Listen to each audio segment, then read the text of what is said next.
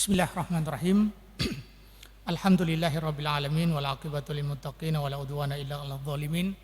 Wassalatu wassalamu ala asyrafil anbiya'i wal mursalin wa ala alihi wa ashabihi ajma'in.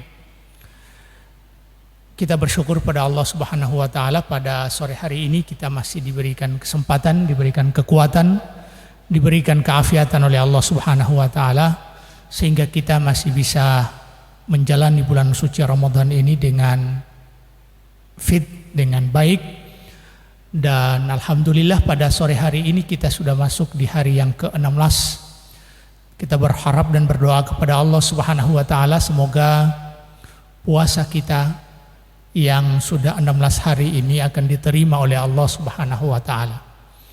Dan Allah Subhanahu wa taala masih memberikan kesempatan bagi kita untuk menjalani hari-hari di bulan Ramadan yang mulia ini, hari-hari yang tersisa insya Allah, dan pada akhirnya kita menjadi finalis di bulan suci Ramadan dengan menggapai predikat yang namanya ketakwaan.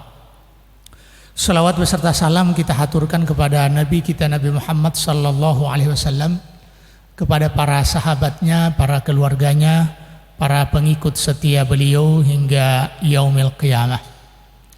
Para penonton yang ada di rumah, pada kesempatan kali ini kita akan membahas beberapa kesalahan yang dilakukan oleh orang berpuasa di bulan suci Ramadan. Kita berharap bahwa puasa yang kita laksanakan ini benar-benar kita laksanakan sesuai dengan tuntunan dari Allah Subhanahu wa taala dan Rasulnya. Juga puasa yang kita lakukan kita harapkan memiliki dampak positif terhadap diri kita, yaitu menjadi orang-orang yang bertakwa. Dan kita tahu bersama bahwa ketakwaan adalah bagian terpenting dalam kehidupan seorang muslim. Dia menjadi sebaik-baik bekal untuk menghadapi perjalanan panjang, yaitu perjalanan kehidupan akhirat. Wa tazawwadu fa inna khairaz zadi taqwa. Salawat beserta salam kita haturkan kepada Nabi kita Nabi Muhammad sallallahu alaihi wasallam, kepada para sahabatnya, para keluarganya, para pengikut setia beliau hingga yaumil qiyamah. Para penonton yang ada di rumah, semoga Allah Subhanahu wa taala menjaga kita semua. Banyak orang yang berpuasa namun tidak memperhatikan hal-hal yang bisa membatalkan puasa, atau hal-hal yang tidak membatalkan puasa, hanya saja akan mengurangi hikmah dari puasa itu sendiri, atau mengurangi pahala dari puasa itu sendiri. Dan seorang muslim yang senantiasa mengharap pengampunan dari Allah Subhanahu wa taala, mengharap agar supaya dia menjadi orang yang dekat dengan Allah, berharap agar supaya dia digolongkan dalam barisan muttaqin, orang-orang yang bertakwa, dan puasa adalah cara efektif untuk bisa menggapai itu, maka dia berusaha melaksanakan puasa ini dan menghindari hal-hal yang bisa membatalkan puasa atau mengurangi pahala dari puasa itu sendiri, atau sama sekali membuat puasa itu sudah tidak bermakna. Tinggal lapar dan dahaga saja yang dia dapatkan. Ini yang dia khawatirkan. Sebab Rasulullah SAW telah jauh-jauh hari, kurang lebih 14 abad yang silam, berusaha untuk mengingatkan umatnya, karena ada di antara umatnya yang berpuasa yang tersisa adalah hanya lapar dan dahaga saja. Kam min shaimin laisa lahu min siyamihi illal ju'u wal atash. Betapa banyak orang yang berpuasa tidak ada yang dia dapatkan dari puasanya kecuali rasa lapar dan rasa dahaga saja. Tentunya kita tidak ingin akan seperti ini. Tidak ingin puasa kita tidak kita manfaatkan atau kita tidak dapatkan manfaatnya kecuali yang ada adalah rasa lapar dan rasa dahaga saja. Oleh karena itu kita berusaha untuk menghindari kesalahan-kesalahan yang kita lakukan sementara kita berpuasa. Kesalahan yang pertama, dan ini adalah kesalahan fatal. berpuasa tapi tidak sholat. Ini kesalahan yang sering atau yang selalu kita temukan di tengah-tengah masyarakat Muslim. Dia rajin berpuasa, namun malas sholat atau tidak sholat sama sekali. Nah, bagaimana hukum orang yang berpuasa lalu kemudian dia tidak sholat? Ini kembali kepada hukum orang yang meninggalkan sholat itu sendiri. Sekali lagi, ini akan kembali kepada hukum sholat itu sendiri, hukum meninggalkan sholat itu sendiri. Dan sebagaimana sudah berulang kali kita membahasnya, para ulama sepakat bagi orang yang meninggalkan sholat dan dia mengingkari tujuannya karena atau latar belakang atau motivasi dia tidak melaksanakan sholat karena mengingkari kewajiban sholat, maka para ulama telah konsensus, telah sepakat bahwa yang seperti ini adalah kufur karena dia telah mengingkari rukun Islam yang utama setelah syahadatain, yaitu sholat. Karena sholat juga menjadi garis pembeda antara keimanan dan kekufuran. Al-ahdul ladzi bainana wa bainahumus shalah.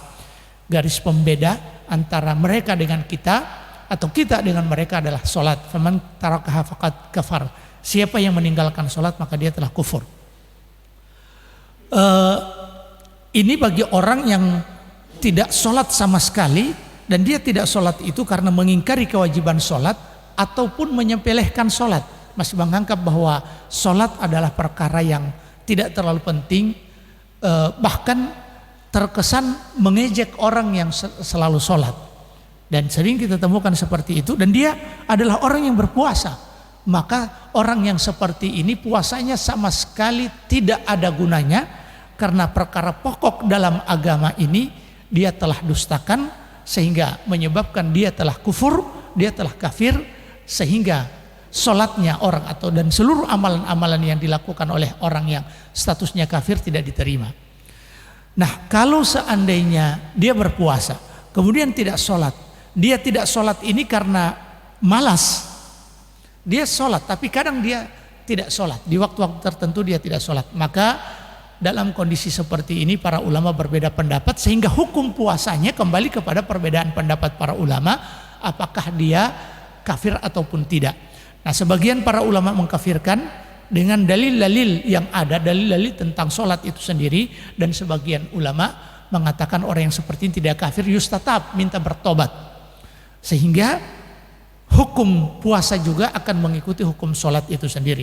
Kita tidak mengajak kepada para pendengar untuk masuk dalam perbedaan pendapat para ulama apakah dihukumkan kafir ataupun fasik, tapi stressing pointnya adalah perbedaan pendapat para ulama yang ada yang mengkategorikan kafir dan ada yang mengkategorikan fasik ini menunjukkan betapa sesungguhnya orang yang meninggalkan sholat itu terancam hukum diberlakukan kepada dia, dan hukumnya itu ada hukum maksimal kafir dan ada hukum yang minimalnya adalah fasik. Dan kalau kita tidak termasuk kafir, mengikuti pendapat para ulama yang tidak mengkafirkan, tapi sudah cukup fasik, ini adalah vonis hukum yang sangat berat bagi kita. Oleh karena itu kesalahan terbesar yang dilakukan oleh orang yang berpuasa adalah dia berpuasa tapi tidak melaksanakan sholat. Tidak melaksanakan sholat yang konsekuensi hukumnya sholatnya tidak diterima kalau seandainya dia tidak melaksanakan sholat itu karena ada pengingkaran terhadap kewajiban sholat. Tapi kalau dia berpuasa kemudian tidak sholatnya itu masih ada keyakinan bahwa sholat itu wajib tapi takasulan atau tahawunan, dia tidak terlalu memperhatikan perkara sholat, maka tentunya sebagaimana kita sebutkan tadi, ini perbedaan pendapat para ulama apakah dia kafir ataupun tidak. Kalau kafir otomatis sholatnya tidak diterima, dan kalau tidak otomatis puasanya tidak diterima. Kemudian kalau tidak kafir tapi fasik, maka puasanya akan diterima. Nanti dilihat apakah ada hal-hal lain yang akan menggugurkan puasa itu sendiri. Kesalahan yang kedua, jadi tadi tidak sholat secara umum. Kemudian kesalahan yang kedua, orang yang berpuasa kemudian tidak sholat subuh atau selalu terlambat dalam masalah sholat subuh. Dan ini juga adalah bagian dari kesalahan orang yang berpuasa. Padahal kalau kita lihat sholat subuh ini adalah sholat yang disebutkan oleh Allah Subhanahu wa Ta'ala dalam Al-Quran, sholat yang disaksikan oleh malaikat. Salah satu sholat yang disaksikan oleh malaikat. Allah Subhanahu wa Ta'ala mengatakan, aqimus sholata liduluki syamsi ila ghasaqil laili wa qur'anal fajri. Jadi dirikanlah sholat pada saat matahari tergelincir, yaitu sholat duhur dengan asar, ila ghasaqil lail, sampai malam. Memang disebutkan dalam ayat ini cuma 3 waktu. Waktu siang, waktu malam, dan wa qur'anal fajri, waktu fajar. Tapi yang dimaksud waktu siang itu sholat zuhur dengan asar. Ila ghasaqil lail, maghrib dengan isya. Wa qur'anal fajri, ini disebutkan khusus wa qur'anal fajri, di waktu fajar. Inna qur'anal fajri kana mashhuda. Sesungguhnya sholat fajar itu, sholat fajar, sholat subuh itu mashhuda, dihadiri oleh para malaikat. Nah, kalau seandainya dia tidak sholat fajar, tidak sholat subuh, atau sholat subuh tapi terlambat, maka sesungguhnya dia tidak akan tidak didapati oleh malaikat. Karena memang dalam sebuah hadis Rasulullah SAW bersabda, hadis yata'aqabuna fikum malaikatum bil laili wa malaikatum bin nahar. Jadi malaikat yang bertugas malam dan bertugas siang ini datang silih berganti, sip siang dan sip malam datang kepada kalian. Kemudian mereka pada saat mau mereka menghadap Allah Subhanahu wa Ta'ala, kemudian Allah Subhanahu wa Ta'ala bertanya kepada malaikat, dan pertanyaan ini bukan berarti Allah Subhanahu wa Ta'ala tidak mengetahui, tapi Allah ingin menegaskan bagaimana kondisi umat, hamba-hamba Allah Subhanahu wa Ta'ala. Kemudian kaifa taraktum ibadi, Allah Subhanahu wa Ta'ala bertanya kepada malaikat, bagaimana kalian mendapati hamba-hambaku? Maka malaikat menjawab, tarakna wahum yusallun, kami mendapati mereka dan mereka dalam keadaan sholat. Malaikat yang bertugas malam datang di waktu asar, kemudian mereka datang, kemudian mendapati hamba-hamba Allah Subhanahu wa Ta'ala dalam keadaan sholat, kemudian mereka bertugas malam. Saat giliran mereka mau gantian shift untuk selanjutnya di siang hari, mereka menghadap Allah Subhanahu wa Ta'ala, dan mereka mengatakan bahwa kami mendapati mereka dalam keadaan sholat, dan kami juga tinggalkan mereka dalam keadaan sholat. Ini merupakan keutamaan sholat subuh, yang oleh orang berpuasa kalau dia tinggalkan, maka sesungguhnya ini adalah sebuah kesalahan besar. Selanjutnya untuk sholat subuh ini juga menjadi sholat pembeda, atau sholat yang paling sulit dilakukan oleh orang-orang munafikun, adalah athqalus sholatin alal munafiqina sholatul asri wa sholatul fajri. Kata Nabi SAW, sholat yang paling sulit dilakukan oleh orang-orang munafik itu adalah sholatul isya'i, sholatul isya'i wa sholatul al-fajri. Sholat yang paling sulit untuk dilakukan oleh orang-orang munafik itu adalah sholat isya. Kenapa? Karena saat itu masih malam, saat itu gelap, sehingga orang munafikun mereka datang ke masjid malas, karena mereka tahu Rasulullah SAW tidak melihat mereka karena saat itu dalam keadaan gelap. Begitu juga wa sholatul fajri, dan sholat fajar. Nah, orang yang berpuasa kemudian dia tidak sholat subuh atau terlambat sholat subuh, maka sesungguhnya ini adalah sebuah kesalahan besar. Ada sebuah keutamaan yang dia tidak dapatkan, keutamaan dihadiri oleh malaikat, dan justru dikhawatirkan ini akan masuk dalam kategori kaum munafikun, karena sholat yang paling berat yang dilakukan oleh orang munafikun adalah sholat isya dan sholat isya dan sholat subuh. Ada orang yang mengatakan bahwa rindu itu berat, maka kita katakan rindu itu tidak berat, karena rindu itu bisa kita rekayasa dan siasati. Dengan mengabaikan kerinduan itu kita akan bisa berpisah dengan kerinduan, dan kerinduan itu akan bosan dengan kita. Tapi yang paling terberat itu adalah sholat isya dan sholat subuh bagi para munafikun. Na'udzubillahi min dzalik. Kita berdoa dan berharap kepada Allah Subhanahu wa Ta'ala jangan sampai kita masuk dalam kategori orang-orang munafikun. Dan jangan ada merasa terbebas dari sifat kemunafikan. Kita lihat Umar bin Khattab radhiyallahu taala anhu, padahal siapa Umar bin Khattab? Umar bin Khattab adalah manusia yang masih berjalan di muka bumi, sudah direkomendasi oleh Rasulullah dan divonis Rasulullah masuk surga. Dan apa yang dikatakan oleh Rasulullah itu adalah wahyu yang diwahyukan, dia tidak bersumber dari hawa nafsu. Wa ma yantiqu anil hawa in huwa illa wahyu yuha. Rasulullah tidak berucap bersumber dari hawa nafsu, tapi itu adalah wahyu yang diwahyukan. Abu Bakar fil jannah, Umar fil jannah, Uthman fil jannah, Ali fil jannah. Disebutkan salah satunya, jadi ada 10 orang yang disebutkan oleh Rasulullah, mereka masih hidup tapi masuk surga. Salah satunya adalah Umar bin Khattab radhiyallahu taala. Beliau juga adalah satu-satunya manusia yang ditakuti oleh setan. Tidak satupun setan yang berpapasan dengan Umar radhiyallahu taala kecuali setan itu akan mengambil jalan lain.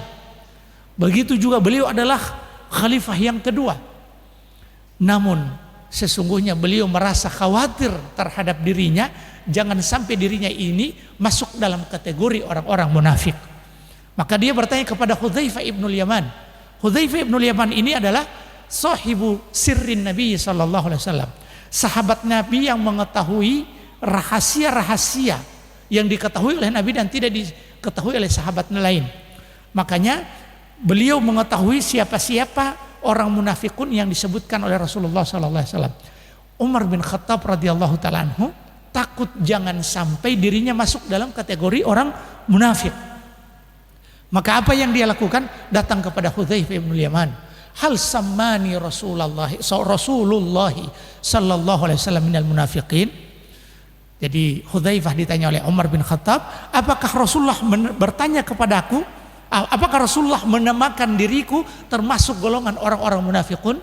Maka Hudzaifah mengatakan tidak, dan dia berjanji tidak akan mengumbar rahasia Rasulullah sallallahu alaihi wasallam setelah itu. Jadi dia terpaksa mengatakan, karena menjawab pertanyaan Umar bin Khattab radhiyallahu taala anhu, apakah Umar bin Khattab radhiyallahu taala anhu termasuk yang disebut namanya dari golongan orang-orang munafikun di hadapan Hudzaifah bin Yaman. Dan Hudzaifah bin Yaman mengatakan tidak. Ini menunjukkan bahwa orang sekelas Umar bin Khattab radhiyallahu taala anhu masih takut terhadap dirinya, jangan sampai dirinya masuk dalam kategori kemunafikan.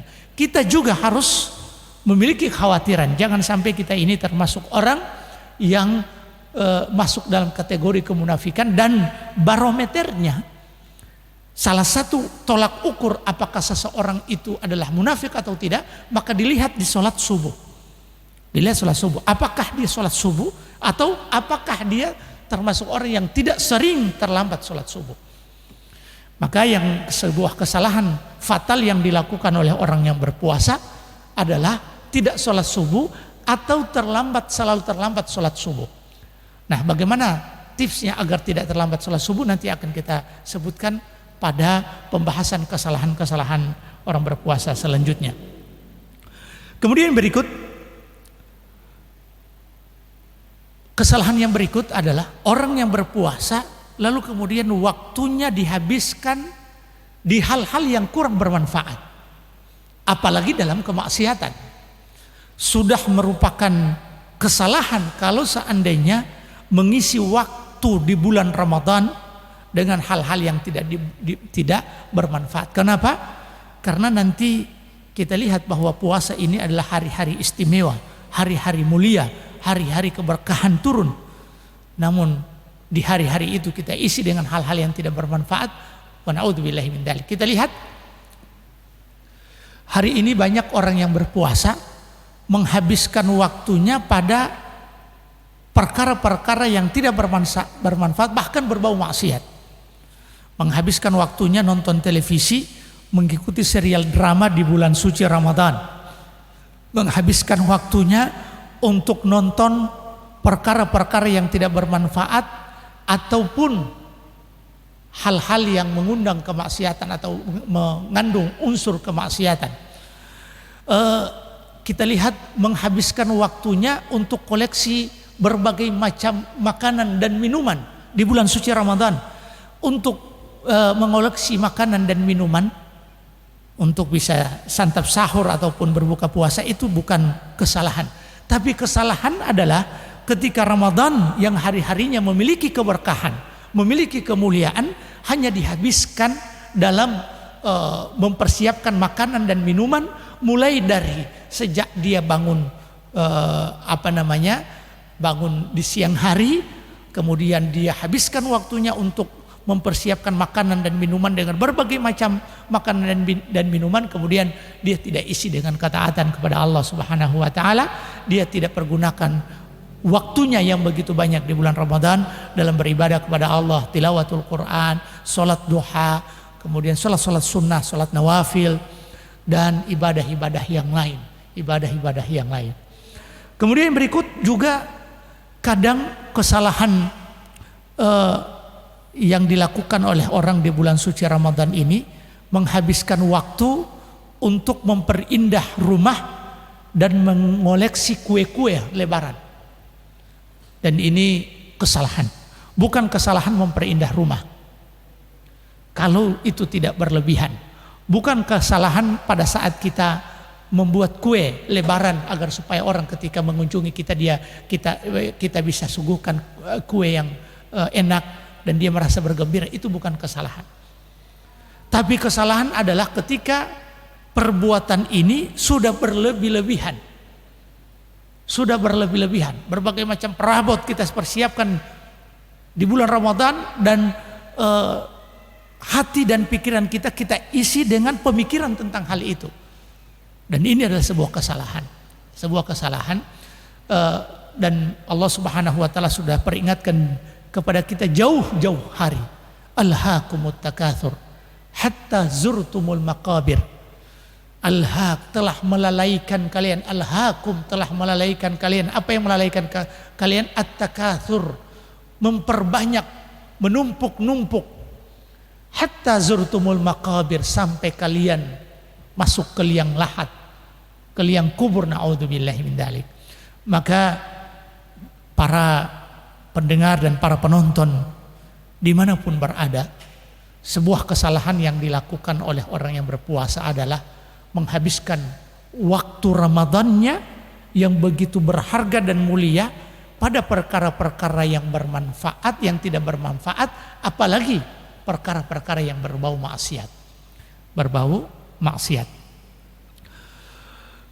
Dan sungguh aneh dan miris ketika ada dosa-dosa yang tidak dilakukan di bulan suci Ramadan, justru di bulan Ramadan dosa-dosa itu dikoleksi dan dilakukan.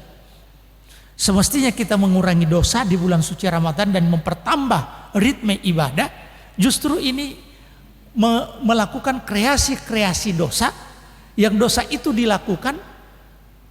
tidak dilakukan di bulan Ramadan, tapi justru tidak dilakukan di luar Ramadan, tapi justru dilakukan di bulan Ramadan. Biasanya di bulan Ramadan ini tadinya nongkrong dan ribut di malam hari hanya di waktu-waktu tertentu, mungkin di malam Ahad atau malam Kamis, tapi di bulan Ramadan nongkrongnya setiap malam dan ribut di jalan, bahkan berboncengan dengan lawan jenis, atau di pagi hari menikmati indahnya setelah sholat subuh, menikmati indahnya pantai, berjalan dengan yang bukan muhrim, berboncengan di motor. Dan ini adalah kesalahan besar yang dilakukan di bulan suci Ramadan. Dan alhamdulillah mungkin hikmahnya ketika umat hari ini atau kita hari ini diuji oleh Allah dengan COVID-19, maka sudah mulai jarang orang melakukan hal itu. Tapi tetap ada. Dan ini adalah sebuah kesalahan yang dilakukan di bulan suci Ramadan, dan yang melakukannya adalah orang yang berpuasa. Kesalahan yang berikut yang dilakukan oleh orang yang berpuasa di bulan suci Ramadan adalah tidak menyegerakan buka puasa dan tidak mengakhirkan sahur. Tidak menyegerakan buka puasa dan tidak mengakhirkan sahur.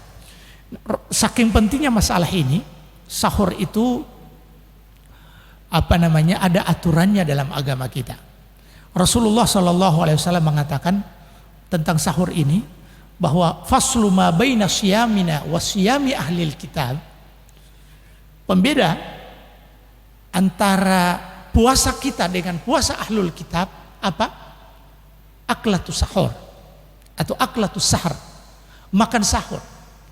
Jadi puasanya orang-orang ahlul kitab Yahudi dan Nasrani, mereka tidak makan sahur, tapi untuk kita puasa kita adalah puasa yang diawali dengan sahur, dan itu adalah merupakan sunnah Rasulullah Sallallahu Alaihi Wasallam. Dan sahur ini ada keberkahan. Rasulullah Sallallahu Alaihi Wasallam mengatakan, tasaharu fa inna fi sahuri barakah. Makan sahurlah kalian karena dalam sahur ini adalah ada keberkahan. Apa itu keberkahan? Ziyadatul khairi wa thubutuhu, bertambahnya kebaikan dan menetapnya kebaikan itu. Itu yang disebut dengan keberkahan. Itu yang dimaksud dengan keberkahan. Dan keberkahan ini bisa kita dapatkan dari makan sahur. Nabi berpesan bahwa makan sahurlah kalian karena sesungguhnya dalam makan sahur itu ada keberkahan.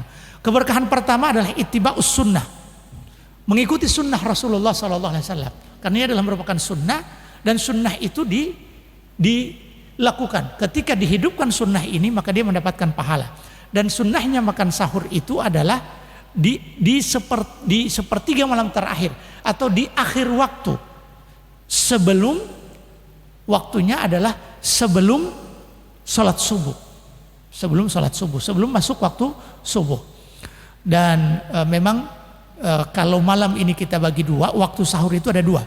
Waktu sahur itu dimulai dari setengah malam kedua, setengah malam yang kedua, dan lebih afdalnya diakhirkan. Lebih afdalnya makan sahur itu diakhirkan. Rasulullah Sallallahu Alaihi Wasallam, ya, jadi dikisahkan oleh Zaid bin Thabit radhiyallahu anhuma dari Anas bin Malik. Jadi Zaid bin Thabit ini mengatakan bahwa tasaharna ma'a Rasulillahi Sallallahu Alaihi Wasallam, thumma qumna ila salati. Jadi kami sahur bersama Nabi, dan beliau ini mengisahkan, Zaid bin Thabit mengisahkan kepada kita bagaimana tata cara sahurnya Rasulullah SAW ditinjau dari sisi waktunya. Jadi kami sahur bersama Nabi, kemudian kami pergi sholat. Maka Anas bin Malik radhiyallahu ta'ala anhu bertanya kepada Zaid bin Thabit, kam kana qadru bainihima. Jadi kira-kira berapa interval waktu antara sholat dan setelah kalian sahur? Maka Zaid bin Thabit mengatakan qala khamsina ayah, qadar khamsina ayah. Sebatas membaca 50 ayat. Sebatas membaca 50 ayat. Ya. Jadi kalau kita lihat membaca 50 ayat dalam Al-Qur'an itu kurang lebih 10-15 menit sampai 20 menit. Sampai 20 menit. Jadi setelah itu interval waktu setelah makan sahurnya Nabi dan sahabat sampai kepada waktu sholat. Jadi kurang lebih sekitar membaca 50 ayat. Kalau kita lihat bagaimana lamanya membaca 50 ayat, seperti itulah jeda antara waktu selesai sahur dan sholat Rasulullah Sallallahu Alaihi Wasallam. Dan subhanallah, Rasulullah Sallallahu Alaihi Wasallam mengatakan bahwa tentang sahur ini ada keberkahan pertama mengikuti sunnah, kemudian keberkahan yang kedua adalah keberkahan kedua, jadi taqwiyatus shaim, orang berpuasa bisa kuat menghadapi dan menjalani puasanya karena dia makan sahur di akhir waktu,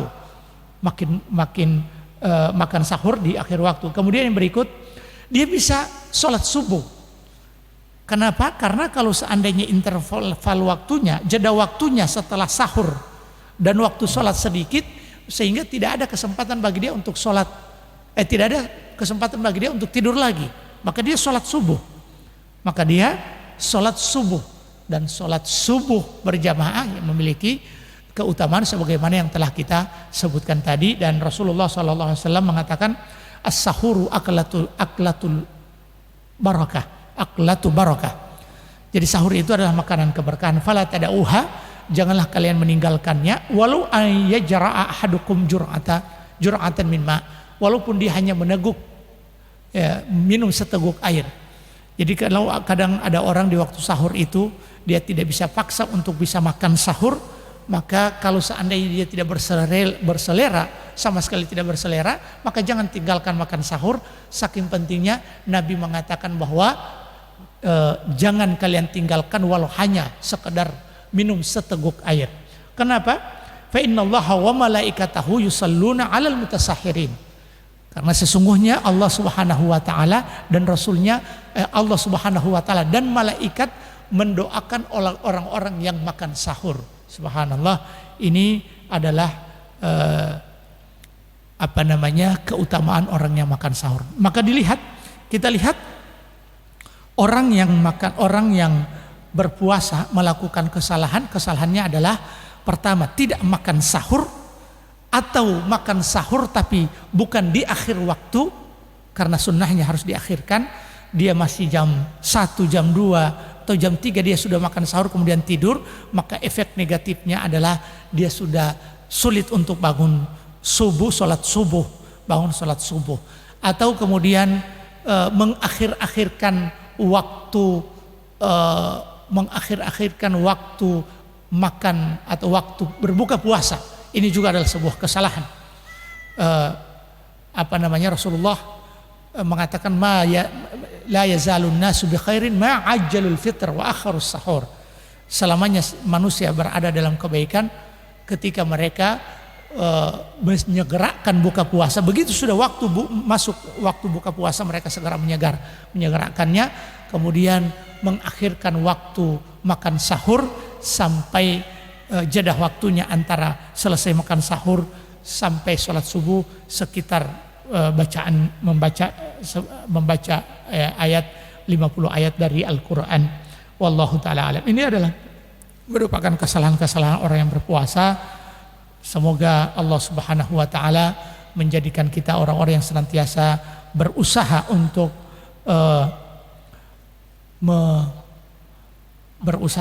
memperbaiki puasa kita dan menghindari kesalahan-kesalahan yang kita lakukan di saat kita berpuasa.